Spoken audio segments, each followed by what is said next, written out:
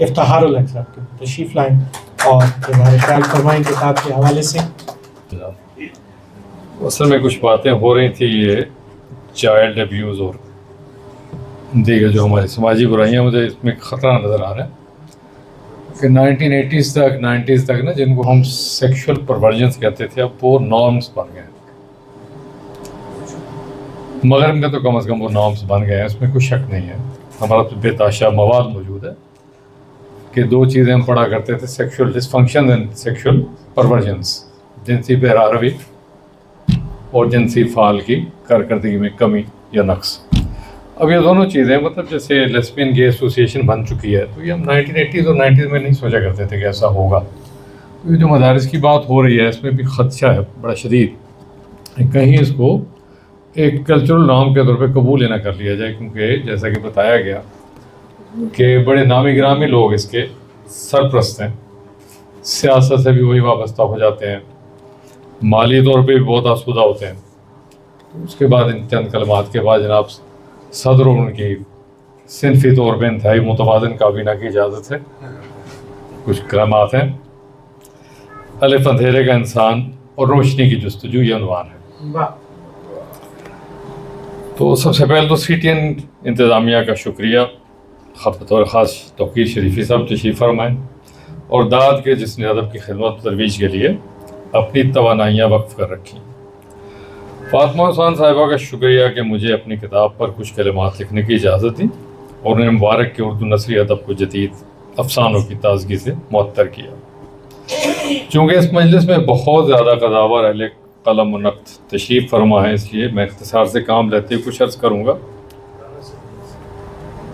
جلد ہی انہیں گزارشات میں کچھ توسیع کر کے مضمون کی صورت تحریری قالب میں ڈھالوں گا تاکہ وہ کسی ادبی پرچے میں جگہ پا سکے. اب انسان اپنی معمول کی زندگی حواس خمسہ کی مد سے گزارتا ہے. انہی حواس کا جب اس کے ماحول سے ایک نہایت پیچیدہ اور حساس تعامل ہوتا ہے تو گویا چھٹی حص جنم لیتی ہے جسے وجدان کہہ سکتے ہیں.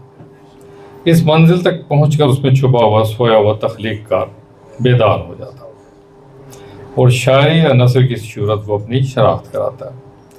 نثر نگار فکشن کی جو صورت بھی اپنائے وہ کسی صنف سخن کی شرح کہلانے کی مستحق ہوتی ہے، کیونکہ غور کیا جائے تو شعر کسی نثری خیال کا جامع ترین اظہار گردانا جا سکتا ہے. اس تناظر میں دیکھا جائے تو ناول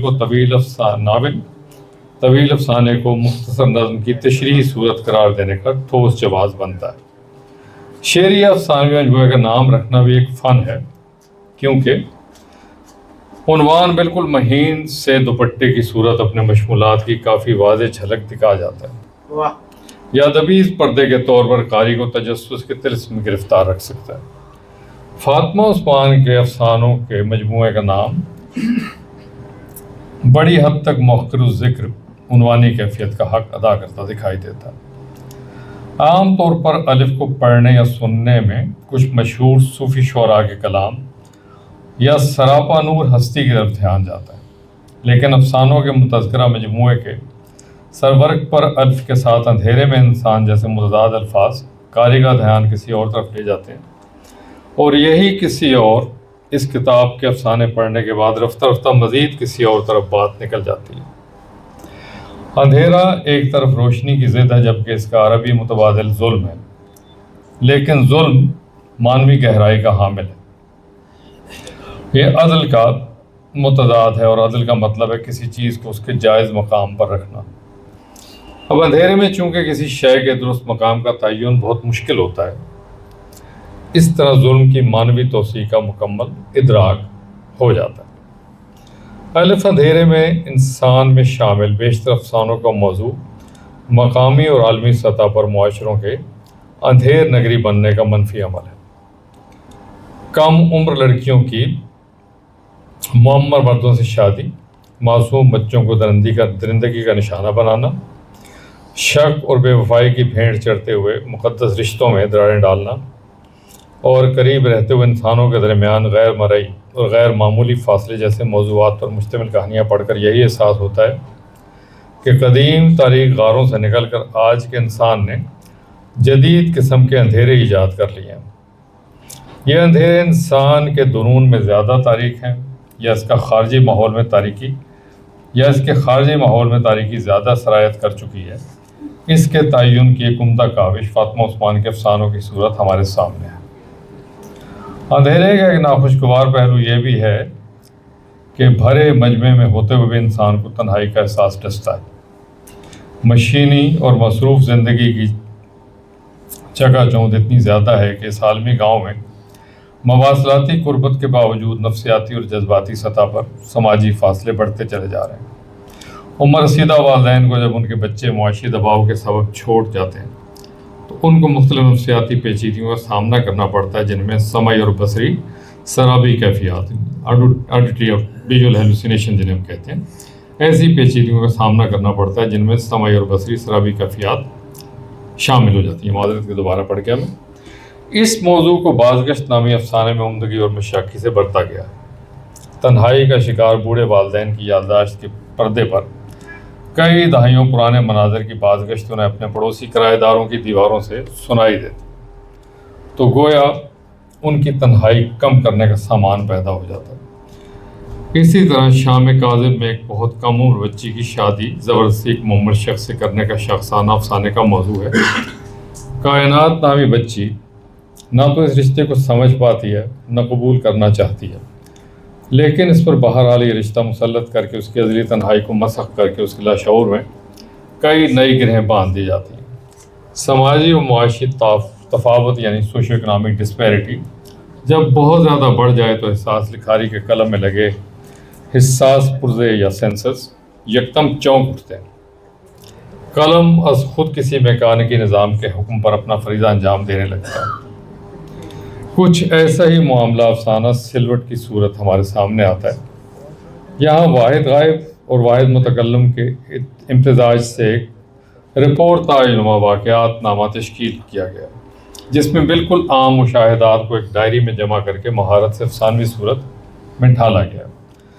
فاطمہ عثمان کے افسانوں میں اکثر جگہ نہایت سنسنی خیز استعاراتی نظام کی عمارت کھڑی کی گئی ہے، جس میں کہیں کہیں علامات کا سیمنٹ استعمال ہوا ہے، اور یہ امر افسانوں کی قرۃ و تفہیم میں رکاوٹ نہیں ڈالتا، کیونکہ خالص علامتی بیانیہ ایک طرف قاری کو تجریدیت کی پرچپیچ پگڈنڈیوں پر ڈال دیتا ہے، تو دوسری جانب تلویحی امکانات کا ایک جہان اسے دکھائی دیتا ہے، جس کا مکمل نظارہ کرنے کے لیے امکانی دوربین بھی حل میں مزید کی صدا لگاتی۔ مکان، دیوار، کھڑکی، کھلی فضا اور روشن دان جیسے استاروں کا استعمال مصنفہ کی زبردست قوت مشاہدہ و متخیلہ کے گواہ ہے۔ تاہم اس سب کے متوازی ایسی کہانیاں بھی ملتی ہیں جن میں واقعات و مشاہدات کی کڑیاں جوڑنا قدر آسان ہوتا ہے۔ مثلاً اس قبیل کا ایک افسانہ بان کے عنوان سے ہے، جس کا موضوع اگرچہ بہت منفرد نہیں، لیکن اس کی کرافٹ میں پہم تجسس کی فضا سے دلچسپ بناتے ہوئے معیاری فکشن کی سرحد پار کرا دیتی ہے۔ بیشتر کہانیوں کو پڑھتے ہوئے زمانی و مکانی پہلوؤں کا مکمل ادراک نہیں ہوتا، لیکن کچھ مقامات پر جیسے کمیٹی چوک وغیرہ کے تذکرے سے مصنفہ کے آبائی یا رہائشی علاقے کا اشارہ ملتا ہے۔ بیشتر کہانیوں میں کرداروں کے لیے اس لہجے کا انتخاب کیا گیا جو اہل زبان کے یہاں رائج ہے۔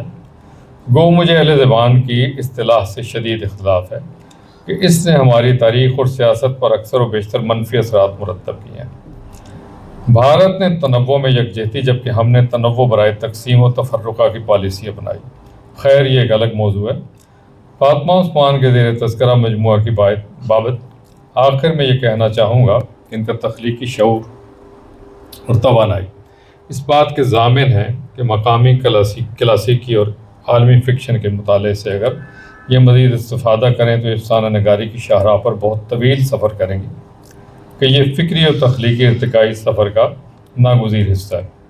آپ کے لیے بہت دعائیں، بہت شکریہ۔